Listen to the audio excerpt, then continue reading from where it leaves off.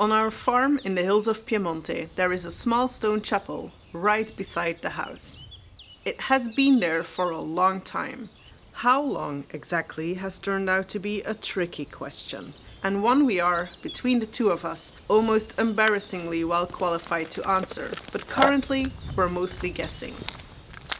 The laurel tree growing next to it has been there for a while too, enjoying the shelter of the warm stone walls a little too much, which has, unfortunately, led to tree and chapel having an argument on the roof.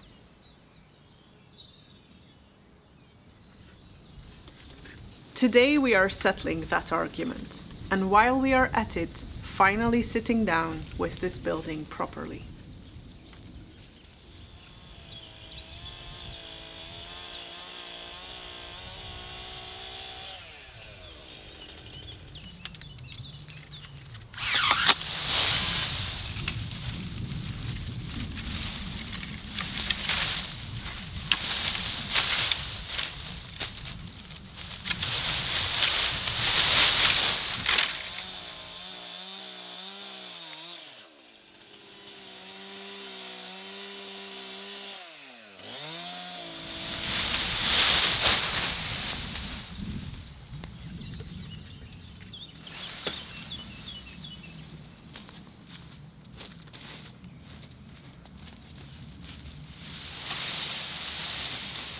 I'm gonna first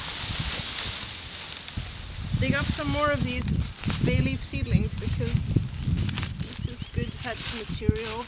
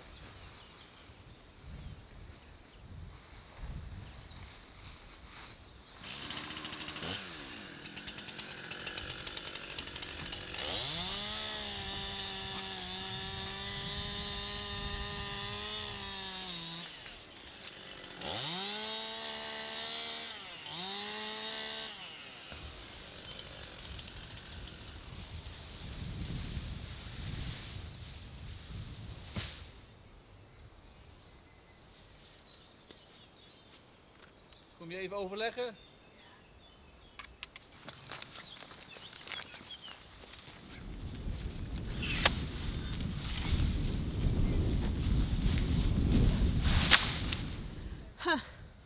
There's a roof tile missing up there. Oh yeah, it must have been pushed out by the branches. So our chapel isn't where it used to be. The previous owners, they told us that it was moved around 1900 or at the end of the 19th century, and that before that time it used to be sotto la strada, below the street, gesturing down the hill.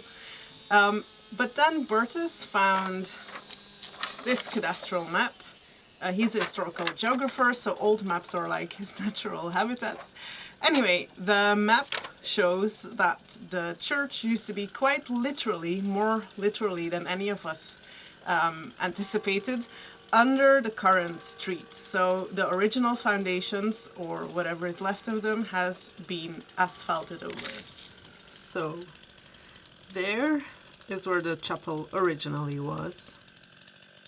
And this is where the chapel is today. And the street now runs right there. The way that it's marked on the map, not with a solid outline, but just with 4 corners, indicates that by that time it was already in pretty poor condition. But still, someone thought it was worth moving instead of letting it be erased by the road. But that's not the only intriguing feature of our chapel. Most of the chapels around here have an open portico, a covered porch in front of the entrance, open on 3 sides, or no portico at all. Our chapel is one of the very few that has a closed portico, almost like a little room, even though it's very tiny.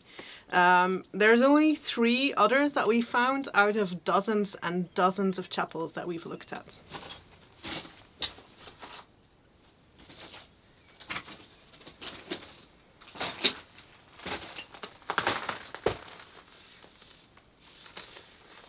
This arch for the altar, I'm always amazed that they rebuilt this with this much detail because, well, they didn't have to. The walls right now are just bare stone, no mortar, no plaster, but I am almost certain that these walls used to be pointed and plastered before the chapel was moved. And it's more than likely that there would have been frescoes here at some point. Most chapels like this had them, but the walls are bare and we don't know exactly when that happened. Whether they were already gone long before the chapel was moved or lost as a consequence of the move itself, we don't know.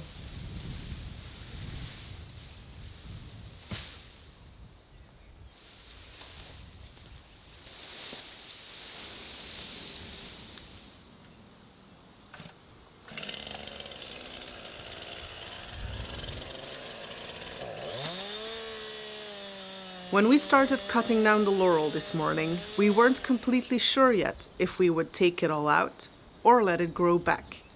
The problem with the roof was obvious, but trees close to foundations are known to cause upheaval too. The wall behind it is fine, as it turns out. And some proverbial digging taught me that bay laurel and foundations generally have an understanding.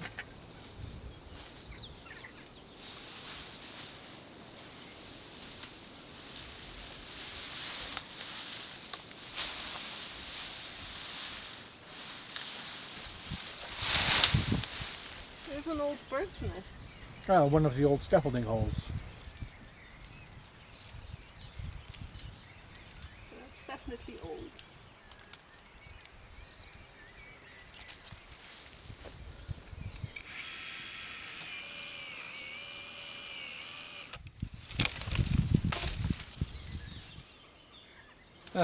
Somebody gave this tree a trim a while ago already.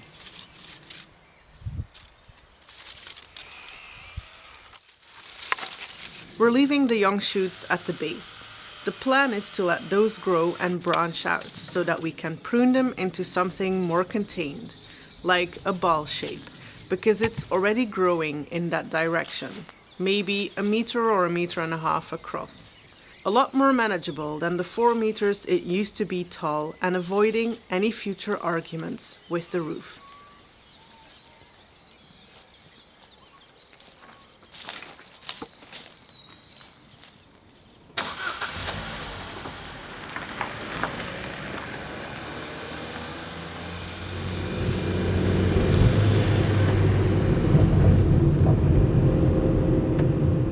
Cappelle campestri, field chapels. There are hundreds of them within a short drive of where we live, and my inner archaeologist has been mentally cataloguing them since we moved here, without quite meaning to. At farm boundaries, crossroads, the edges of villages. Some are beautifully kept, some are barely standing. Some still have their frescoes, some, like ours, do not. I wish we could include all of them in this video, but for obvious reasons we'll have to limit ourselves to visiting just a handful today. The street level is even higher than I thought. It's almost as tall as I am.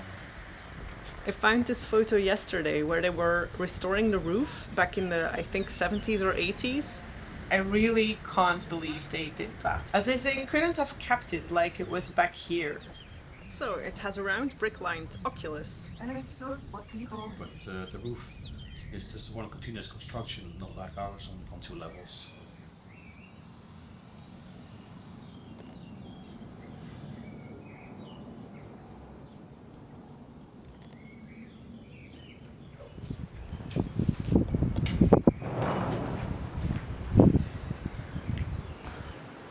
Well, this is obviously why they didn't demolish and rebuild this chapel.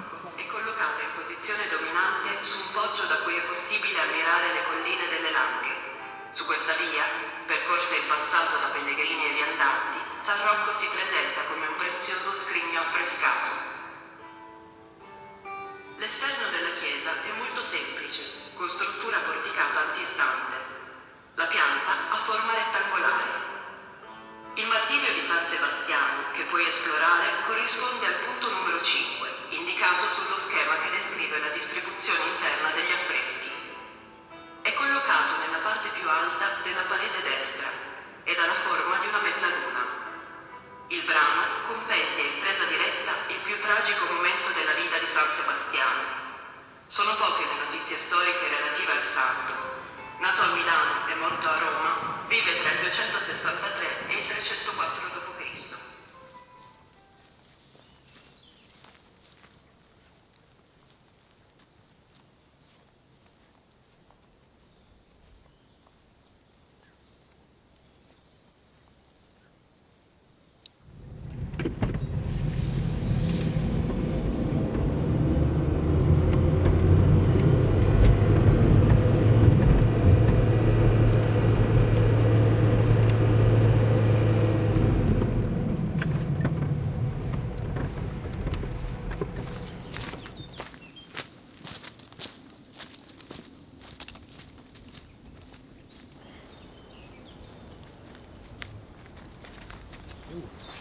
Yeah, it's not in the very best condition.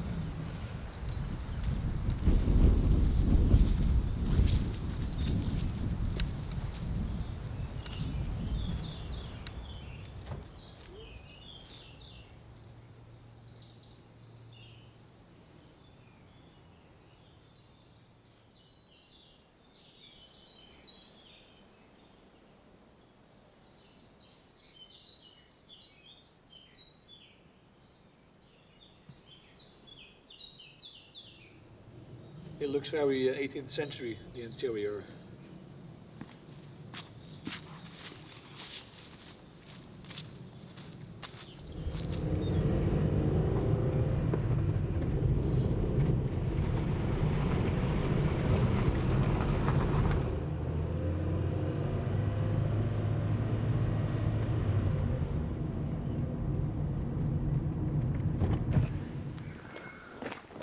So this is quite similar in size to ours, right? Maybe just a bit smaller, but like the width and the depth are kind of similar. Yeah, I guess so. Could it have had a portico at some point? Because there are foundations, or it looks like they are. I don't know. It doesn't look like the stones are interconnected. So maybe the lower stone walls were added later. Because the roof sticks out, so I do get a feeling like there was something here.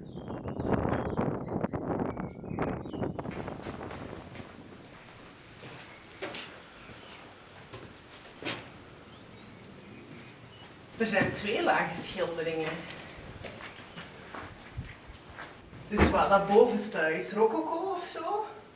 Ja. Aan de kleuren en zo, de krullerige decoratie. Ja. Nu, dat daaronder is ook niet heel oud, maar dat zou wel 17e eeuws kunnen zijn. Ja.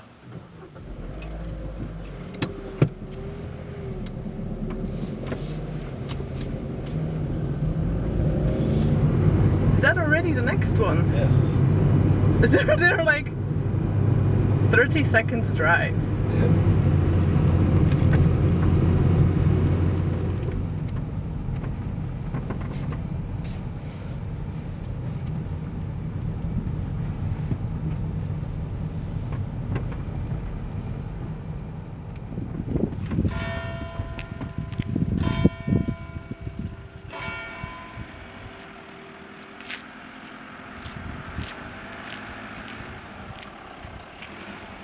the tabernacle and altar look so much like how ours must have looked when the chapel was still plastered.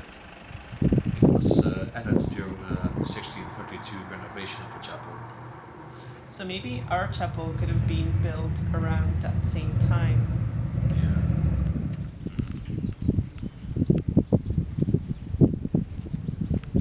So this is the only one with a round backside. Yeah, that we saw today. The one at the farm also. Yeah. If our chapel was built in the 1630s, it was born out of one of the darkest chapters in the history of this landscape. The plague was raging through the Langa, and chapel after chapel went up across these hills as a direct response, erected out of devotion and fear as a prayer for being spared. Een klein kapelletje. Yeah.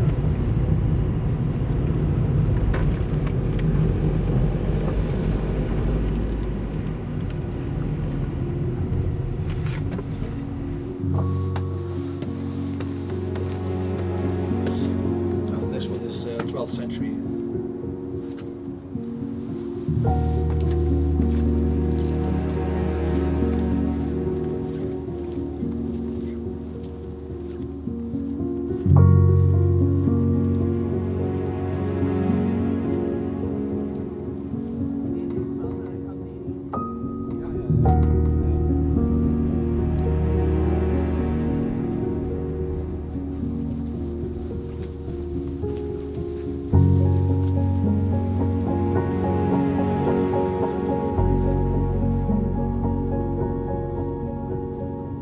Pity we can't go inside, but so this is what it looks like.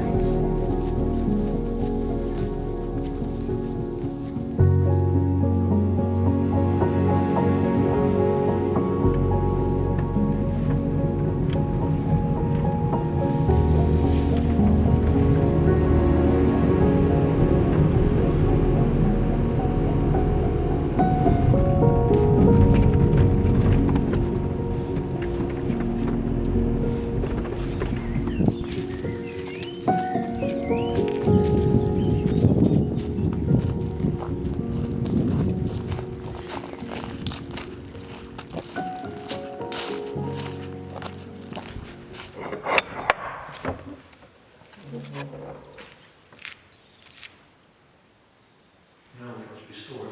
We used these before.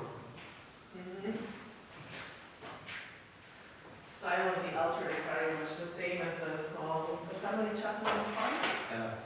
So that's probably from the same period. But you see older layers underneath.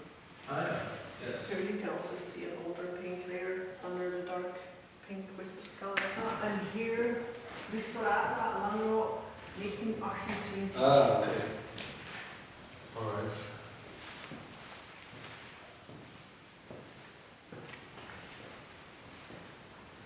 So our chapel could be anything really from the 15th century to the 17th century. Yeah, but the shape of the tabernacle puts it in the 16th century, 17th century, not the 15th. Yeah, that's true. But so it's at least 300 years old and possibly 450 years old. Yeah. So it's the oldest building on the farm. Well, that we know anyway. Yeah. Met een bankje.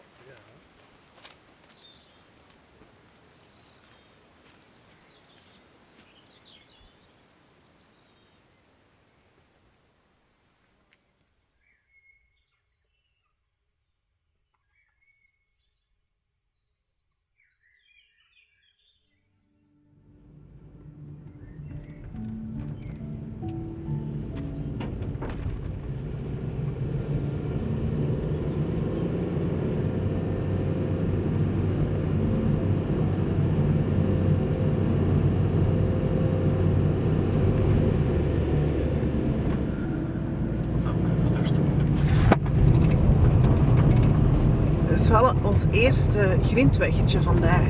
Ja, is het Gent? Is het niet Het is zo half-half.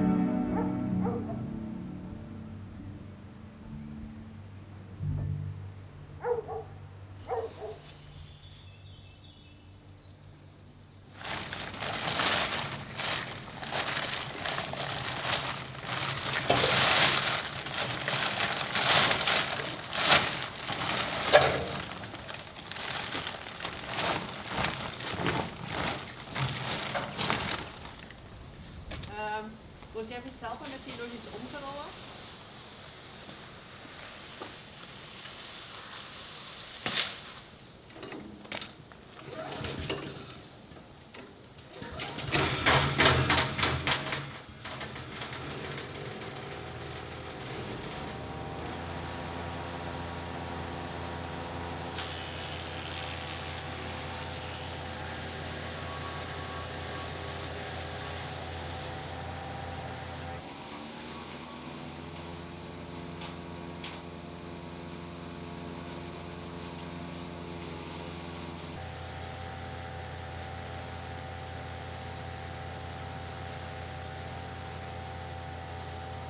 Our chapel was most likely built in the 17th century, possibly as early as the 16th century. I don't think we'll ever be entirely sure. But looking at lots of other chapels over the past years has shown us that the people who rebuilt it over a century ago did not just make something up. They must have put in a lot of effort to rebuild it as close as possible to the original. So many stylistic features, the round oculus, the portico, the tabernacle outline in the back wall are too specific to be made up.